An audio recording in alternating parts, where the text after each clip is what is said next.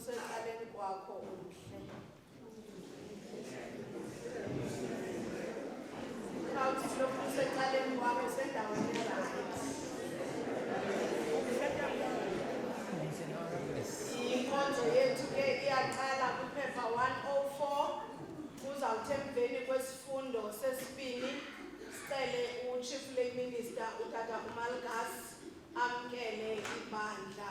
Page 43 yizani siculele inkosi.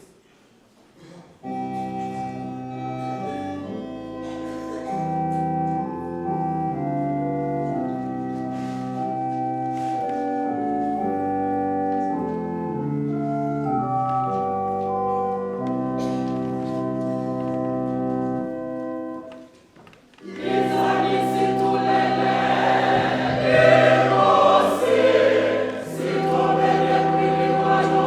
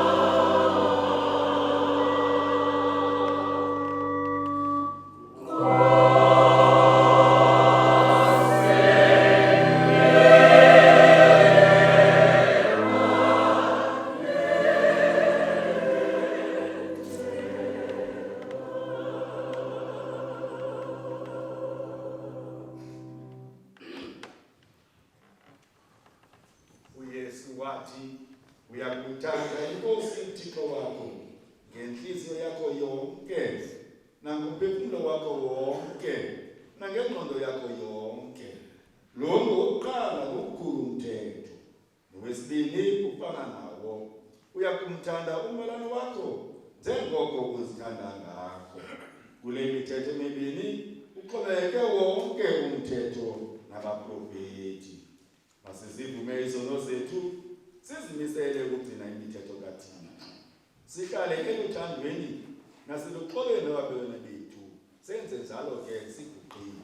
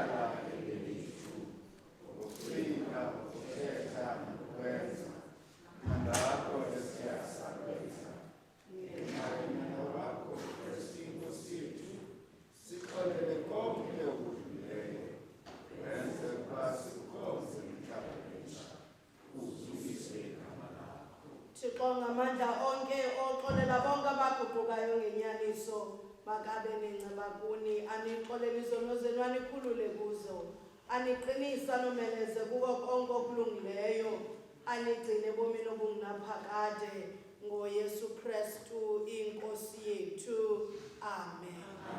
Masithandaze bawo onenceba nyana wakho Yesu Kristu wabaphilisa abagulayo wababuyisela kwinzaliseko yobomi khangela ngemfesane kwintlungu yehlabathi unyange inhlupheko yabantu bakho ngenxa yenkosi nomsindisi wethu Yesu Kristu.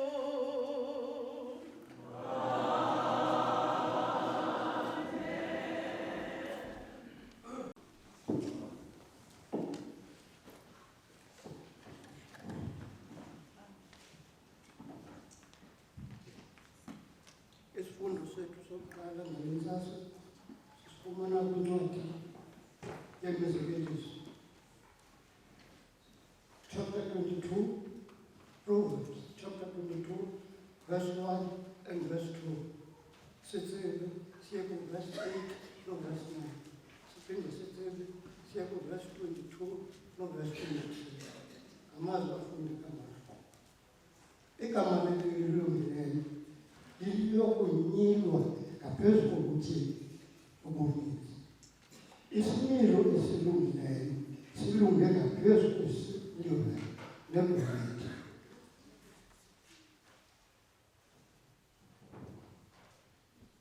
Ziyakubanisa izityebi namahlwempu. Uninzi lwabo bonke uyawona. Siye verse 8 and 9. Ohlwayela ubugqwetha ovuna ubuthini nongazanga ngengcingazo yokuphuphuma ibe kwabe ngumsini yophela obo ubusibeleke ngayo esisikhathazelayo kuba kwisonga sakhe upha isini. Verse 22.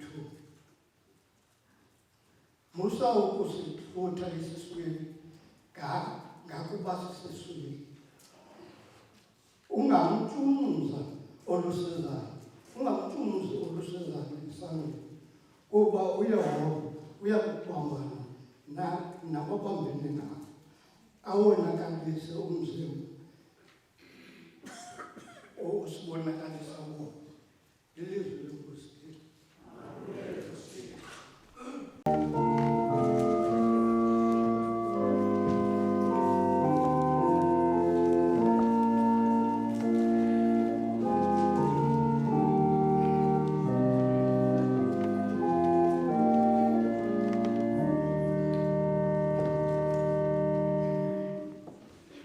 Abo bathembele enkosini bayakubathekela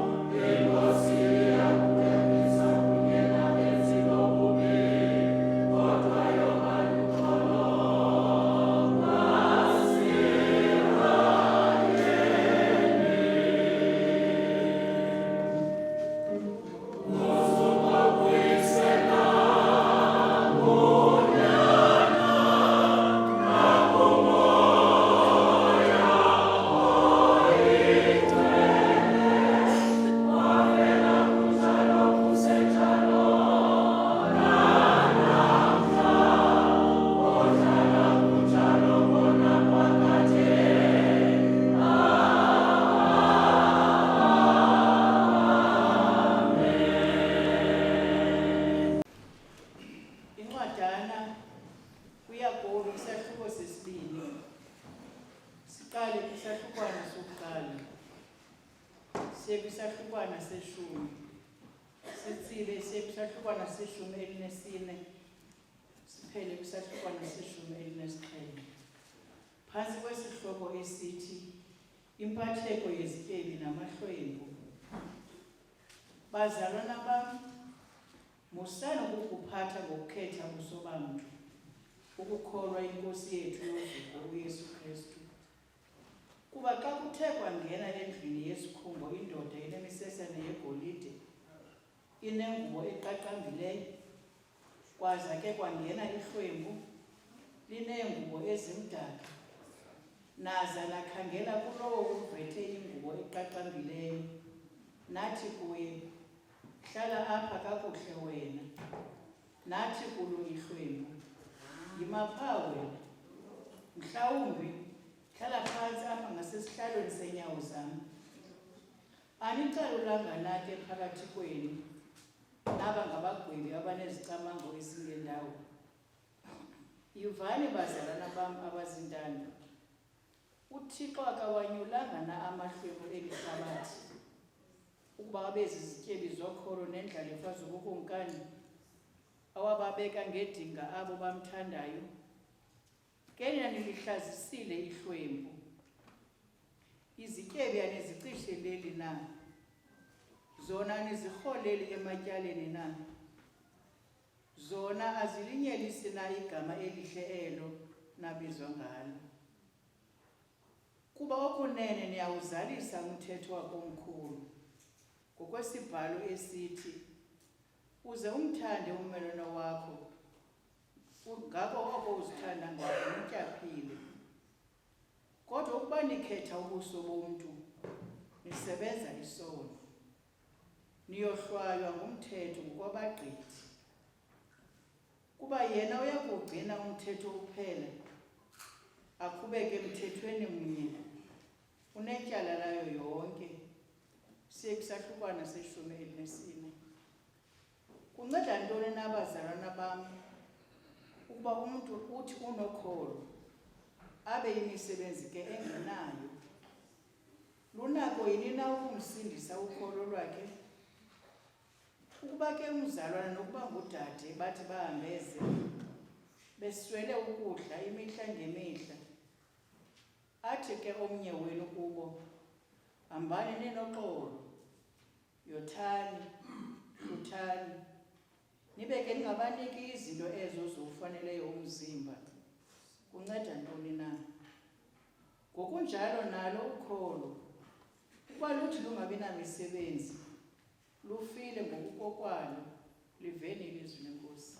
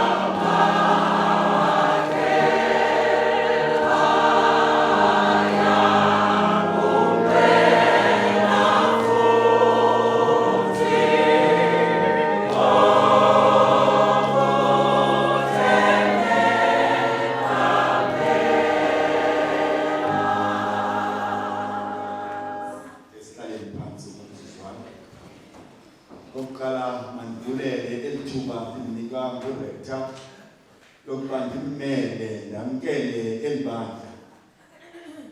Okokuqala phambi ndamkele elibandla masimbulele uThixo. Ngokuba ethe wayenza le mini namhlanje yazona. Kenza kubanda babekuthanda. Kodwa uThixo yenze le nto yamhlanje ayaphela ingqele. Ngalo suku namhlanje yale mini yethu amise bahle. Zange babona abantu abahleka. Uthixo ke uyabulela naye ukubona abantu bakhe abadala bamnyama bangisa kwiAfrika. Bezibuyisele bezibonakalisa Afrika babo namhlanje. Uthi kwela lizwe lingqunqayo, kwela likakhusi. Ndizama ukuthi ke kuni namhlanje ngenamkele kule nkonzo ye-Heritage Day. Mandibize ngolo hlobo kodwa umfundisi exhathisa ngaphezu kwandixhathisa. Ndifuna ukuthi ke ndiyabulela kuwe mfundisi Khahlela kuwe Rector oye-Astikini wale Paris. Abefundisi bam bobabini apha kule ndawo umfundisi uNcethezo nomfundisi uVelimo. Ile ministers esikhoyo phakathi kwethu. Iseva St. Vincent phakathi kule nto zisibelele. Media desk ndiyambulela ndiyambona kahle. Amagosa bangasemva ndiyakhahlela kuni nonke magosa. I-generals eziguli igqoka zonke ndiyakhahlela kuni. Mandiye ndithi phaa kunomqulu nomphathi wamanina. Ndiyamthanda umphathi wamanina ke kumamele. Ndike ndimamele umphathi wamanina. Ayibabini xa ethela namanina ndimamela kulaa ndawo.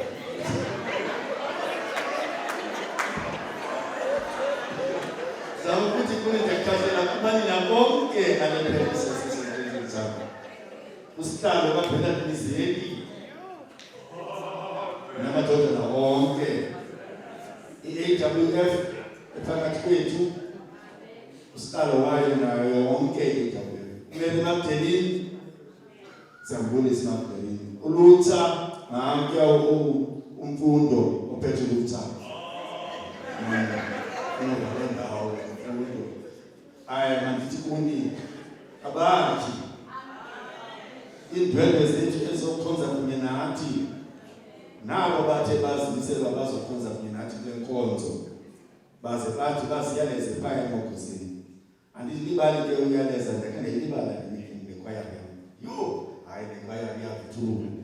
Phela bethulethu la bendithula namhlanje ndibona ukuthi kunekwaya yami ndithule kamnandi kakhulu base ngiphinde xa ndodla. Amen.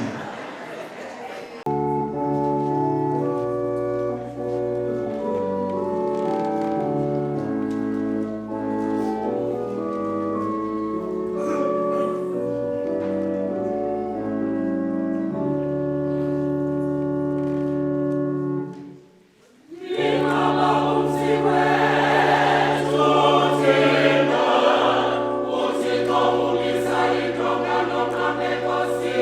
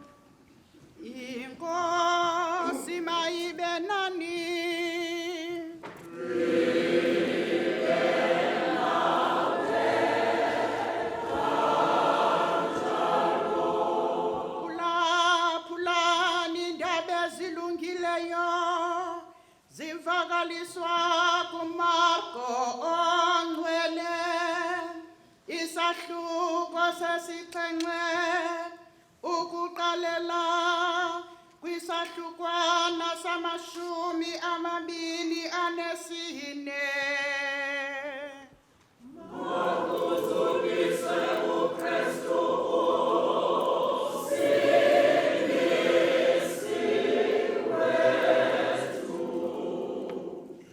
Emkile apho uYesu waya emideni yaseTire, wangena endlwini engafuni ukuba kwaziwe ukuba ukho, kodwa akabanakho ukufihlakala. Umfazi othile ontombazana yayinendimo uthe kwangoko akuva ngaye waya kuye, wazikhahlela ngasezinyaweni zakhe. Lo mfazi ontetho yayisisiGrike wayengumSirofenikazi ngokuzalwa, wabongoza uYesu ukuba ayikhuphe kwintombazana yakhe indimoni leyo. Wathi ke uYesu kuye, "Khawuyeke kuhluthe abantwana kuqala. Kaloku akufanelekanga ukuba ukutya kwabantwana kunikwe injana." Waphendula yena wathi kuye, "Kunjalo, Nkosi, kodwa noko iinjana eziphantsi kwetafile zitya imvuthuluka yokutya kwabantwana." Waza wathi kuye uYesu, "Ngenxa yokuthethileyo, hamba uhambe, indimoni iphumile kwintombazana yakho." Egodukile ke wayifumana intombazana yakhe ingqengqe ebhedini, iphumile indemoni. uYesu ke waphuma emideni yaseTire, wadlula eSidoni, waya kulwandle lwaseGalili, eqanda kweledolophu ezili10, kweziswa kuye isithulu esithintithayo, wabongozwa ukuba abeke isandla phezu kwaso. uYesu ke wayishenxisa esihlweleni sasodwa, wafaka iminwe ezindlebeni zaso, wathi etshicile, wachukumisa ulwimi lwaso, wakhangela ezulwini, wanqwina, wathi kuso, "Ifata," oko kukuthi vuleka. Zavuleka ke kwangoko indlebe zaso, yaxombuluka ingqambu yolwimi lwaso, sathetha kakuhle. uYesu wabayala ukuba bangaxeleli bani, kodwa okukhona wabayalayo kwaba kukhona bakuvakalisayo ngakumbi. Abantu bamangaliswa bathi nqa besithi, "Konke akwenzayo ukwenza kakuhle, uzenza nezithulu zive nezimumu zithethe." Ivangeli kaKristu le.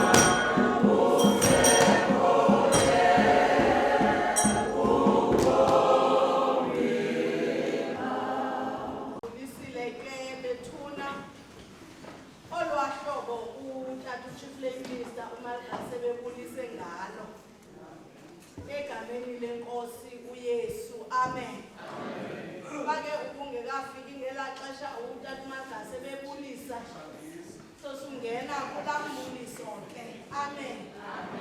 Ngoba olahlobo ukubonise ngalo tata benisenza ngabomi ukuba wenze i-welcoming emva kwesifundo sesibini.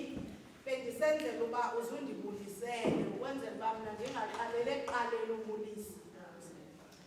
Ndikhona into endiyithandayo tata we-mental case kwezi ntsuku zinjena singekangeni nje emxholweni welizwi. Ndijonge phaa ngasemva emagoseni ukhona umuntu oza kwenzela imali egqithi phaya ngangaphumi ngalaa mnyango. Ndiyambona mna ngoba ndime apha phezulu. Amen. Imini lena eyenzileyo inkosi bazalwane ukuba sivuye sithini sibonge ngayo. Ukuba bekusiya ngokwam ngesingashumayeli nomshumayela bendisithi kumama uThula xa ndifika apha ekuseni ndisithi mama ndirhalela uba sivele sisikelele umthendeleko xa befika sibamkelise umthendeleko sogqiba sithi qhuba tata umfenyana imini inde kakhulu. Amen. Kodwa bazalwane kubalulekile ukuba sisezawungena kule nkonzo namhlanje yamagugu nenkcubeko mandiyibeke ngolo hlobo. Obuntu bethu as Africans sive ukuba uthini uThixo. Ngoba ukuva ukuba uthini uThixo iba ngumphako weveki. Uthi xa uhamba uhlangana nezinto apha endleleni ube ufumene umphako wantoni weveki. So sizawunikana nje umphako weveki. Onayo lo mphako weveki uqala kabuhlungwana ngoba uqala uThixo asifundise ngokuba sibaphathe kanjani abantu. Sinikwa ukuba sibaphathe kanjani abanye abantu. Ukuba ujonga kule vangeli ngokuvakaliswa kuMarko ongcwele isixelela kakuhle ngomsirofenikazi. Athe uYesu awungena wangafuna ukuqondwa nokwaziwa ukuba ungubani. Kodwa wathi awuthetha umsirofenikazi lo waqonda ukuba nguYesu lo. Ngoba ebeshiya ingxaki lo msirofenikazi ekhaya because akadibenanga noYesu endlini udibene naye komnye umzi. So kule ndawo adibana kuyo noYesu waqonda into yoba xa ndiva izwi lakhe ikhona ingxaki endiyishiye ekhaya engasonjululwa ngulo mntu. Uyifunde kakuhle ke iBhayibhile ukuba isixelela kakuhle xa usifunda esi story ukuba lo msirofenikazi uphuma kwindlu yamaGrike. AmaGrike ke ayesaziwa njengabantu abatheni abangakholwayo. Bengakholelwa kuYesu kodwa bekholelwa only kuThixo God the Father, not God the Son. So babengakholelwa bona ukuba umuntu onguYesu. Siyakhumbula uba ngaba babembethelele futhi ke nasemnqamlezweni. So in this case amaGrike ayesaziwa njengabantu abangakholwayo kodwa out of isimo somuntu ongakholwayo kwathi kwawuvakala ilizwi likaYesu kwaphuma umuntu okholwayo. Anindiva? Ndithi kwimeko yomuntu ongakholwayo kodwa because lo muntu usengxakini, because lo muntu is desperate for something, wancama wakholwa. Ubelaphi ukuthi thina abantu esizibiza uba siyakholwa? So lo msirofenikazi ke wamvangela izwi uYesu. Ithi xa icela ke le ntokazi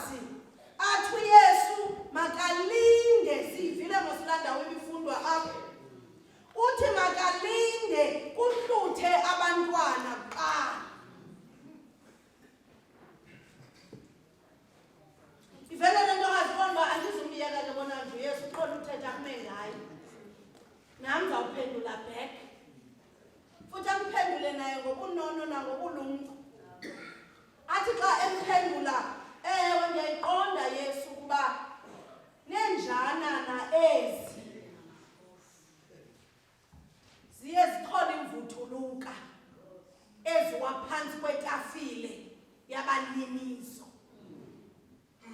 So angiyidelanga leyo ba kuqale kutya abantwana bahluthe kuqala. Laa nto ithi kutya abantwana uYesu wayesithi makuqale kutya abendlu qala, then ke ngoku nawe ungafumani. Kodwa le ntombi yazixelela into yoba andizukuyiyeka le debate futhi eli dabi andizukuliyeka mna ndingawinanga.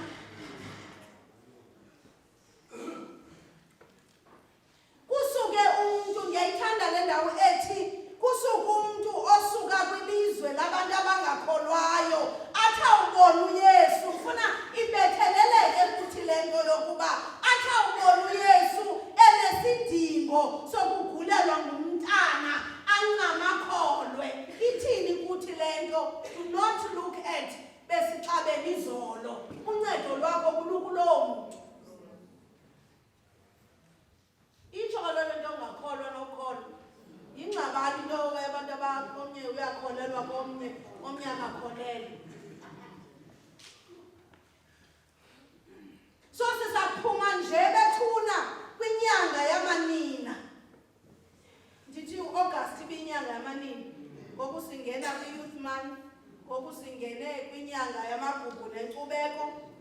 Esi sifundo affirms that umntu ongumama uncama yonke into ngabantwana bakhe. Uthi uncame indlela ekukholelwa ngayo kowenu, as long as umntwana wakho ezawuthini, ezawuncedakala. So sisaphuma kuloo nyanga, abantu abangomama goes all out for abantwana bakhe. Baqalele kusokole bona as long abantwana bakhe be-right. So if ningabantwana balapha kule nkonzo namhlanje, check how you treat abazali bakho. Because awuzazi inyembezi nezistruggles abadlula kuzo ngenxa yakho. And whether in return into yenzayo ukuthini, ukubahlazise lo mshini. So ndibhekisana kuni ke bantwana bami ukuba indlela esikhula ngayo, indlela abazali bethu abasokola ngayo ngathi benzeni into yoba sifumane ikamva elililo. Lo msirofenikazi uncame yonke into, wancamela ukuba umntwana wakhathini bazalwane aphile. Uthi ke ngoku esawucela emva kobevile izinto ezenziwe nguYesu, kuyaqondakala ukuba lo msirofenikazi wayengaqali ukuva ngoYesu, nto nayo kwakungekho nto imdibanisa noYesu kuba yena ungumGrike. Ngoku sibona uYesu ephendula as a human being. Siseklasini ke ngoku. Siyamazi mos uYesu becomes divine. Kodwa uYesu at the same time becomes human. Ulovakalelwayo xa sisiva kabuhlungu naxa sisiva kamnandi abe phakathi kwethu, nanjengokuba sibahle kanjena uYesu lapha phakathi kwethu as human. Andizuyazi ke ngoba unxibe yesintu ukuba kwabeSuthu namaXhosa namaMpondo. So uYesu is amongst us as human.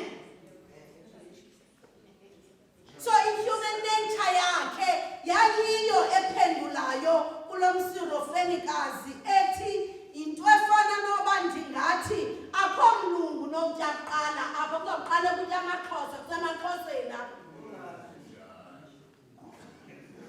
Wayesitsho kaloku uYesu xa esithi hayi maqala kuqale kuhlutha abantwana.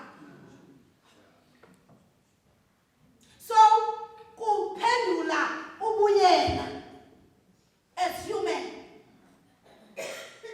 Because ke ngoku funeka sithi strike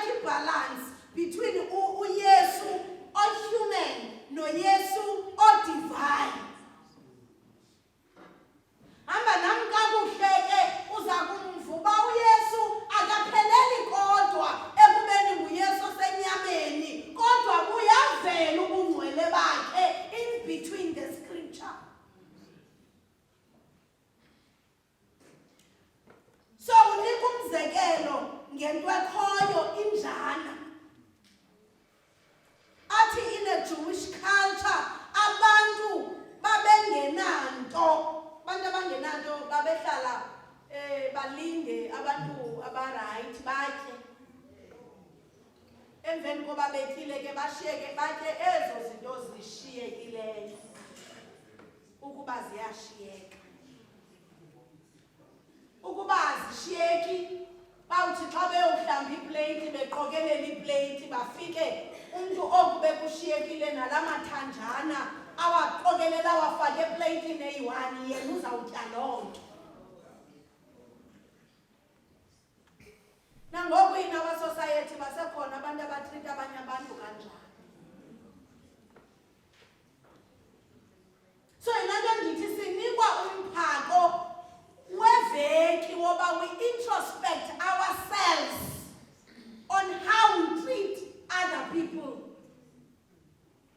Mhlawumbi ingangabi kukutya kodwa kodwa nezinye izinto, indlela esitrita ngayo abanye abantu ayinabuthixo phakathi.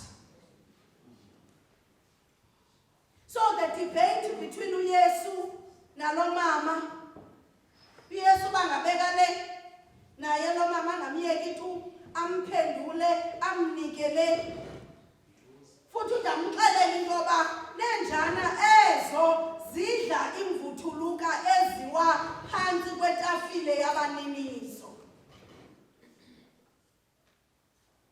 Athengekaphili umntwana. Ndikhumbula into yoba ingathi le ntombazana inokholo luphaya ku1 Peter chapter 5 verse 7 othi cast all your anxieties or burdens on him because he cares for you. Uyamazi banguYesu okhathalayo lo. Ekupheleni kosuku uzamnceda aphile umntwana wakhe. So uthi uYesu ke ngoku emveni kwale debate uvela ubungcwele bakhe. The divine Christ. Uthi ngenxa yelo lizwi ulithethileyo hamba.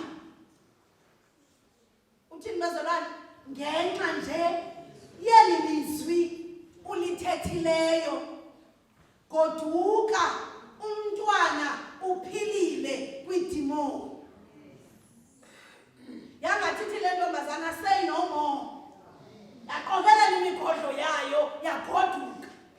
Ayabibuza uba uthi mandiko akukho nento ndinika yona na okoba zendifike ke ndimselise yona so that ndibone uba uphilile. Wavela wathi uYesu ngelizwi nje olithethileyo hamba umntwana uphilile ekhaya waphuma wagoduka. Sibangaphi phakathi kwethu abathi sethe uYesu ndizawuyenza le nto. Usibuza uzawuyenza kanjani? Ndithe kwenza uyenza le nto. Ndinika isayo uzawuyenza njani? Ndithe ndiza kuyenza le nto. Hayi mani kha ndinike kaloku noba ligutyana so that kubonakala uba le nto iyenzeka kodwa uthi ngenxa yelizwi, a power of a spoken word. Banyanisile abantu xa besithi umlomo uyadala, umlomo uyathini, uyabulala futhi uyaqhitha. So one of the things ekufuneka sihambe nazo kule veki yintoba guard what you say with your mouth. I cannot overemphasize into esidla ngoyithetha singabefundisi sime kule ndawo sisithi ngomlomo wakho uyakwazi ukuqalekisa kwawena nenzala yakho.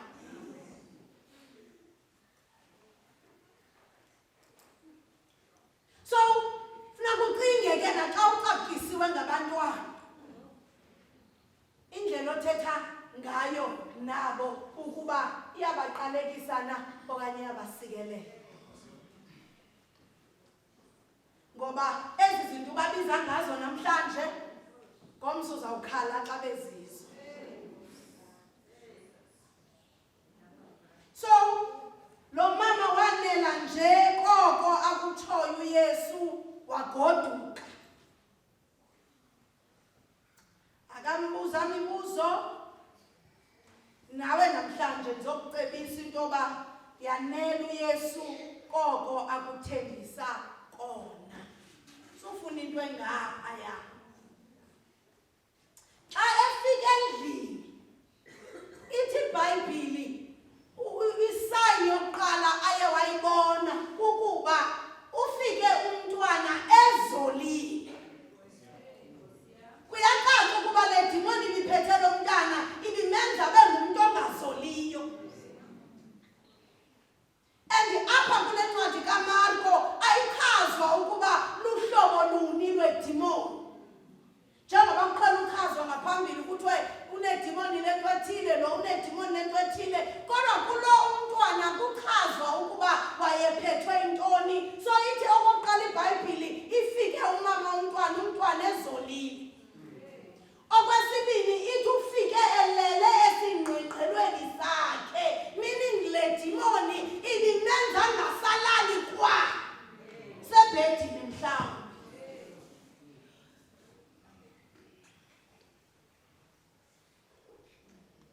So uYesu ubuyisela the comfort, ubuyisela ubomi kumuntu ebeselahlekelwe intoni ubomi.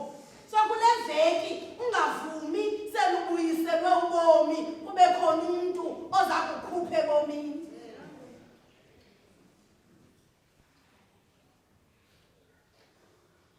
So mhlawumbe le demoni nyani njengoba ingachazwanga njena ibimthuthisa lo mntwana kangangendlela yoba bengasabizwa nangegama lakhe. So yisayini leyo kuba uYesu utheni ulizalisekisile elalizwi ebelithethe kulo mfazi esithi ngenxa yelizwi lithethileyo hamba.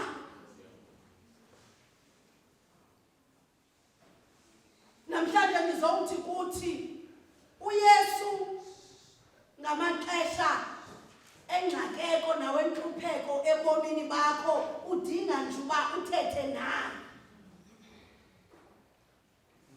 Xa ujonga kwisifundo sesibini sikaYakobi sifundiswa phaya ukuba kwi-second reading uYakobi ufundisa i-audience ukuba abantu akumele bacalucalulwe. Ithi ngesi favoritism kwindlu yantoni yesikhulu. So ngapha kuyaphiliswa, ngapha sifundiswa ngokuba indlela emasiziphathe ngayo singamaKrestu kuba kuthiwa kumele sibacalucalule abantu njengamaKrestu. So asikhonzi Yesu we-favoritism abazalwane. Asikhonzi uYesu othanda lowa athiye lowa. So if sithi sifana kunye naye ithi loo nto nathi kufuneka sibe mfanonye naye, ungathandi lo umthiye lo.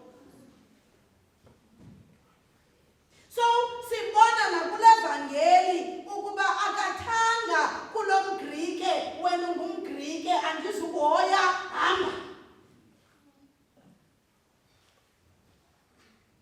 So njengoba ke i-second reading says akumelwe kujongwe mntu, uthethwe mosina namanto zegolide phaa uba xa kungena umntu apha enxiba igolide emveni koko kungene olihlwempu sithi kulo unxiba igolide hlala apha wena, yini hlala apha wena. Then xa kungena ihlwempu sithi wena hlala apha phantsi kweenyawo zam okanye imaphaya. Ze siqimbe siyibambile sikuYesu. Kodwa siyafundiswa ukuba ke ngoku le nto we need not to only apply it apha ecaweni.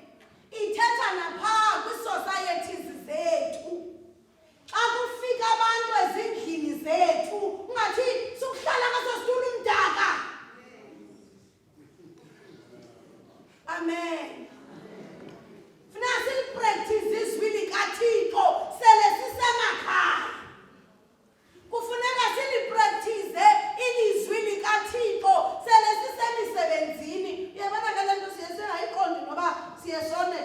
uyaqala nami ndiqonda xa ndifika kwiindawo ezithile ii-department ezithile ndawuhoywa kuqala yayibona mosilami fika befolile abantu abanye bebefika ekuseni ngo-5 because kule department kuthathwa mhlawumbi inani elithile sowuzibalile lo mntu ukuba namhlanje uzawungena ncedwe afike uMrs Antoni enxibe ikhola because yena unguye afike banibani mzwadile ndimlona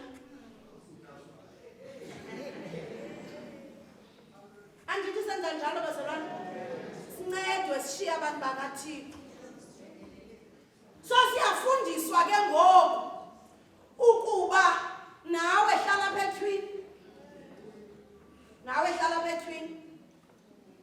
njengoba ungxamile bangxamile nabo aba bantu mhlawumbi omnye kule ndawo ahleli kuyo ayandumzela ibandla caba siyayazi le meko amen lesiyaziyo le uyaqona kaloku xa nofika phaa kunosegaraji kuthiwa ezipompini kushiyeke ifuel e-200 uyamuta kume zisuke zonke kwethiwe yam uyaqona so ndiyaqala ndiyona naye ndiyamonisa siyayibona bazalwane so funeka sijonge ukuba xa usona do not drag other people in your sin as well osonisa nabanye abantu amen I cannot overemphasize this because asike safundiswa apha ukuba yabethu kandiprintele apho ngekhala so as the second reading ke bazalwane ndisezawuyeka namhlanje nje ndizokunikeza umphako weveki woba awuqalisa ukuthi phaya eofisini uyoqomba mongcwele uzavelathi yeke kanjani uyaqonda naxa ufuna ushawutisa because akhona amaxesha sisishawutise bazalwane abantu bathi behleli phaa nqwadalala endaweni yoba sibancede kwezi ndawo esiphangela kuzo sifike sibashawuta so igama lenkosi malibongwe izwi likaThixo ke bazalwane alenzelwanga ukuba libuyele kuye lingawenzanga umsebenzi wakhe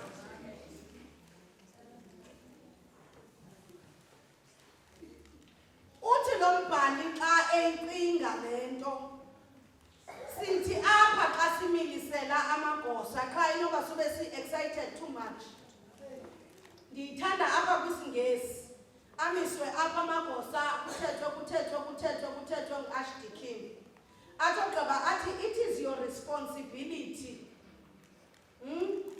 ndiyakhumbuza ke ngonamhlanje qha ndiyayithanda apha kwisingesi bekwe kamandi athi it is your responsibility to build good relationships among people and to see to their sitting in the church without respect of persons.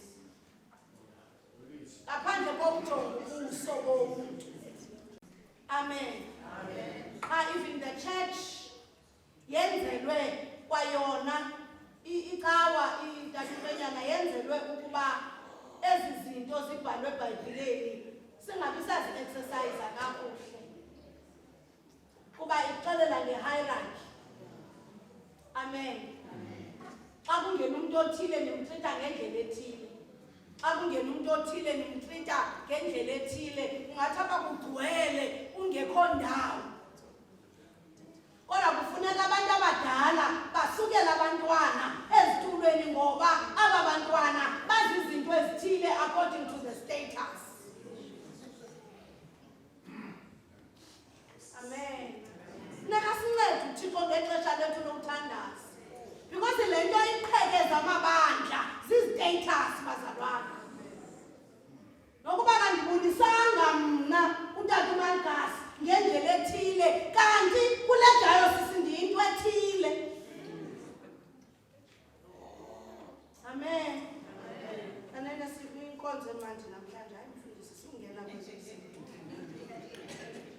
so omnye wemisebenzi yamagosa njengoba senditshilo itsho le ncwadi kukuhlalisa abantu ngaphandle kokujonga ubuso babo uYakobi phaa kuverse 5 athi, yivani bazalwane bam abazintanda, uThixo akawanyulanga na amahlwempu elihlabathi ukuba abe zizityebi zokholo. Amahlwempu ehlabathi uThixo wanyule azintoni? Azizityebi zokholo. Ezanto zithi Nkosi yami kungekho nto ekhabhathini, kodwa zithi zona, bawo ukutya ndakulinda kuwe unguThixo. Ezanto zingayaziyo ukuba umntwana kwisemester elandelayo uzawuqhuba kanjani, ngantoni esikolweni, kodwa zithi bawo mna ndilinde kuwe. Lihlwempu lasemhlabeni, kodwa sisityebi ngantoni? Ngokholo. Andingeyona nto ifunekayo bazalwane ukuba nona ungabi nanto kweli lizwe, nona ungazelwe nto kweli hlabathi, as long as wena ukholelwa intoba ndiza kuyifumana, futhi ndiza kuyifumana kuYesu waseNazaretha. Saphithi mntanam, ndiyakwazi uba ungumntu ongawathandi amehlo. Otherwise ke nokuphakamisa ndithi izawusixelela uba wawusithini ngalaa mini eHector nanibuya nalo mntwana kamzukulwana kamakhulu umama uMsitshana ephethe itrofi. Ndiyambona mna nimyeke nini. Uthi laa mzalwane ungutitshala phaa eHector uthi for some reason kwathi xa kuchazwa ii-results, kwathi xa kuchazwa unumber 1 unumber 3 uchaza unumber 2, uthi xa kuzawuchazwa unumber 1, I did not know ukuba uLuke uzazinjani ukuba kuzawubizwa yena. Uthi wavela wakhupha ifowuni, wasuka kule ndawo ahleli kuyo wazondinika ifowuni, wathi yabona ke tishara, xa ndiyothatha i-award yam uzondifota.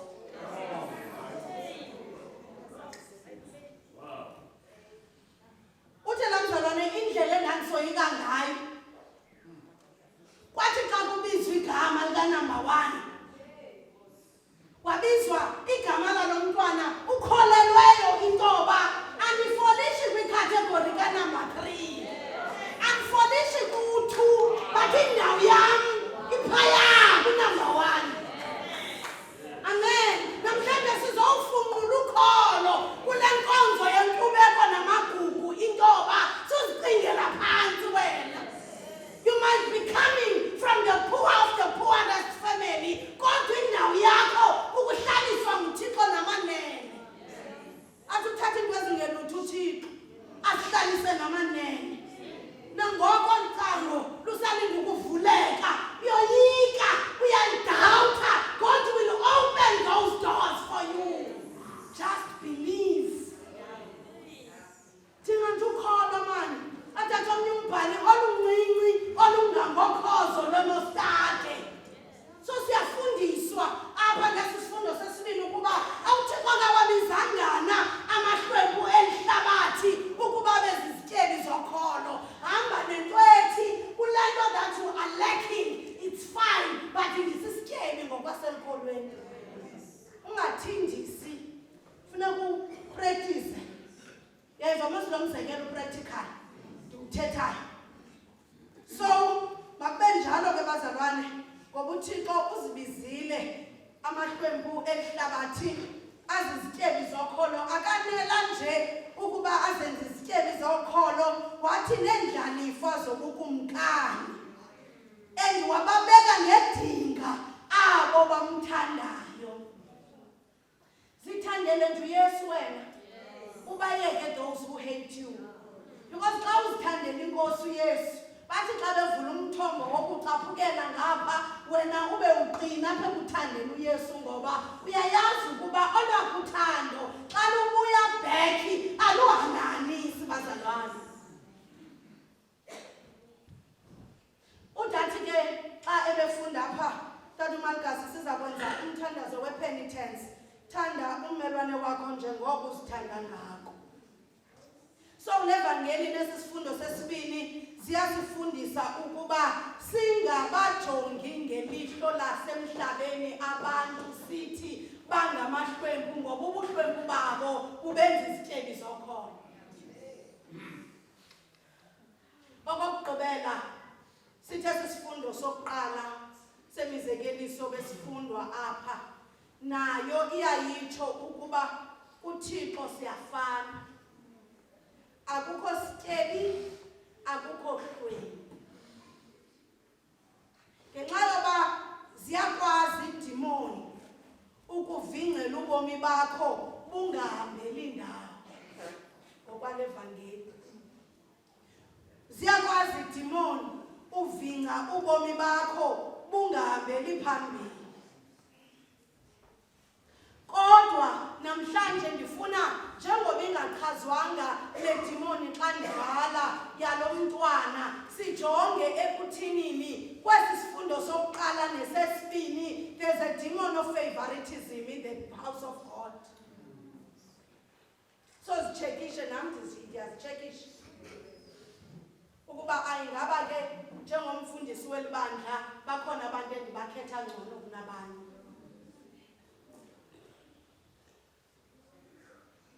Ingabe abantu asibajongi ngokwestatus zabona lidimoni le. Zininzi kidemons and nangoku ndiqinisekile ikhona ethi qatha idimoni lomona, idimoni lochuku, idimoni lokungafuni bantu. Zininzi bazalwane idimoni nje esihlangana nazo singabantu. So uyazazi ukuba lintoni la kwidimoni. Idimoni lo uzekaka lo ungazeki kade umsindo umuntu oqhamuka ngokuthatha izimove. So all these demons ke xa ubuyela kuThixo njengalo mfazi desperate to change, desperate to repent, uthi uYesu hamba uphilisiwe, hamba uphilisiwe umntwana iphumile idimoni. Nawe namhlanje xa uacknowledge ukuba bona nje ndinayo ingxaki ntona ke mosidimoni awuzumxelela abantu. Iyaqonda? Xa uyazazi nangoku uyenza umthandazo omncinci othi bawo ncede please. Ela dimoni lokuba andikwa kulo nkonzo ngoba ufuna abantu abanemali namhlanje. Kusathi kusekonsathini apha kungenwa ngemali. So laa ngcingane yokuba ndiza ngoba namhlanje kufunwa imali bazabana sizanga kuloo nto yona isecondary. Size kuYesu waseNazarethe apha. Futhi makancede impilo zethu because ubomi bufutshane.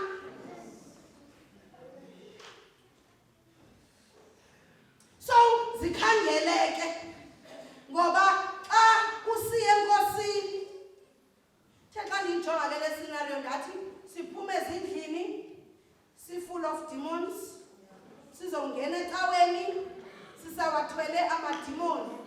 Kodwa lithi la kuthethwa izwi likaThixo ndilive ulive ndithathe isigqibo sokuya kuYesu ndiyomthetha noYesu endimkholelwayo ukuba uza kulikhupha idimoni elikhona entliziyweni yam. Ngoba bazalwane idimoni lenza ulimale and ukulimala kwam ndizawulimaza omnye umntu.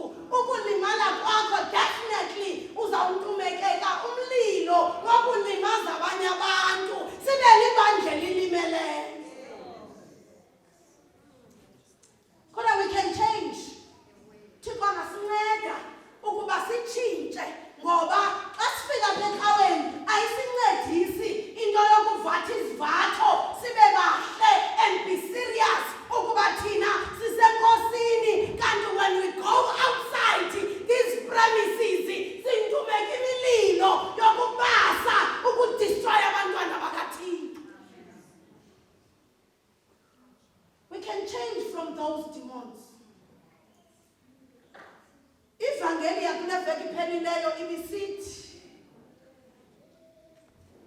ivangeli yakule veki iphelileyo, be mindful of what you say to other people. because ayiyonto engena ngaphakathi enqambi, rather into ikhupha ngaphandle eyenza kube inqambi.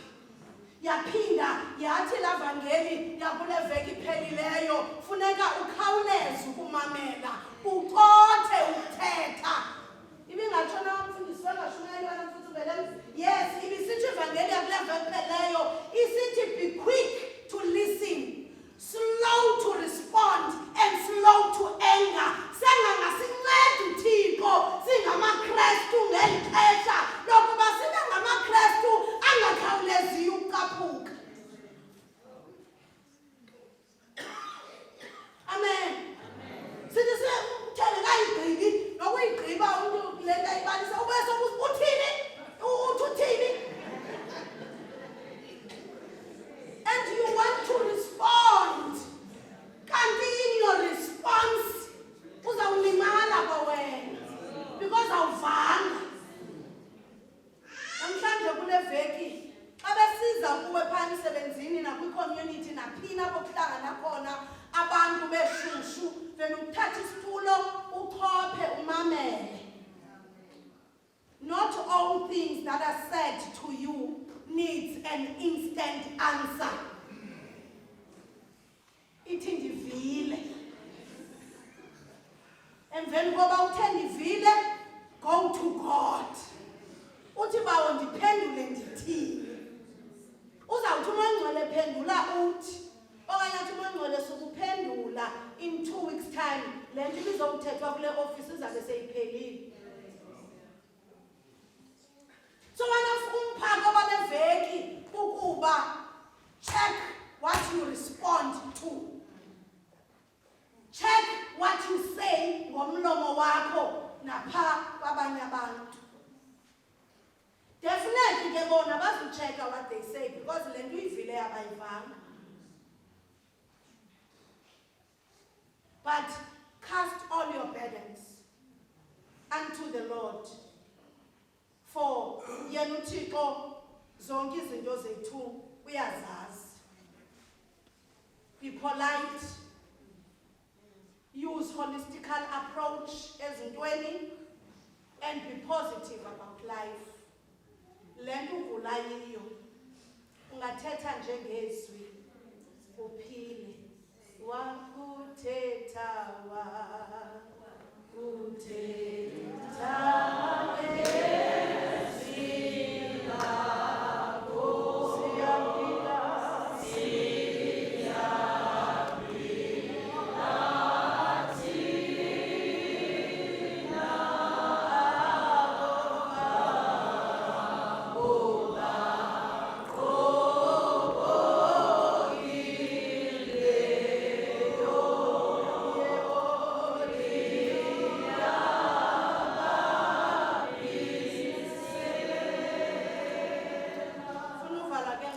chapter 8 verse 47 uthi lowo ungokaThixo uyaweva amazwi kaThixo.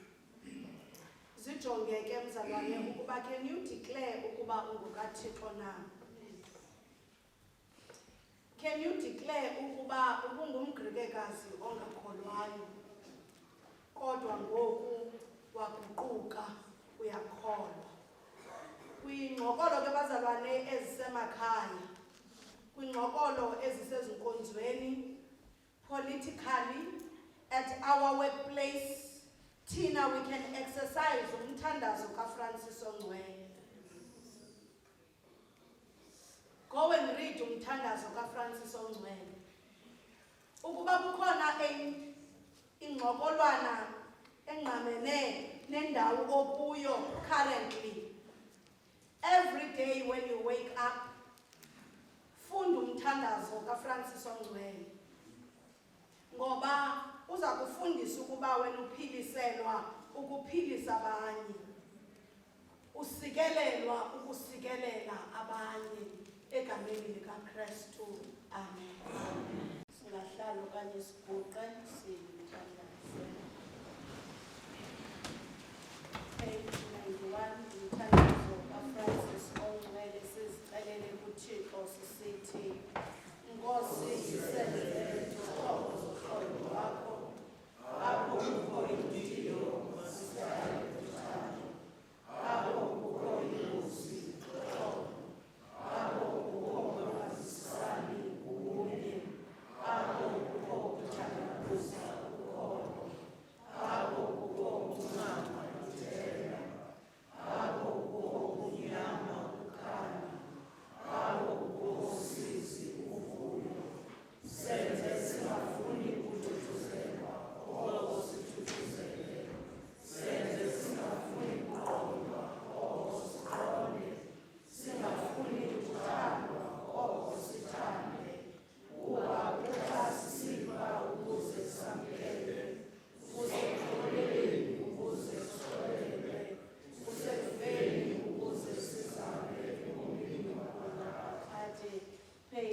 90 sithandazela abantakwethu oodadewethu abagula ziziyobisi ngeli xesha sisithi Thixo Baba wethu khangela ngovelwano olunzulu abathe ngeziyobisi neziyobisi balahlekelwa yimpilo nenkululeko yabo.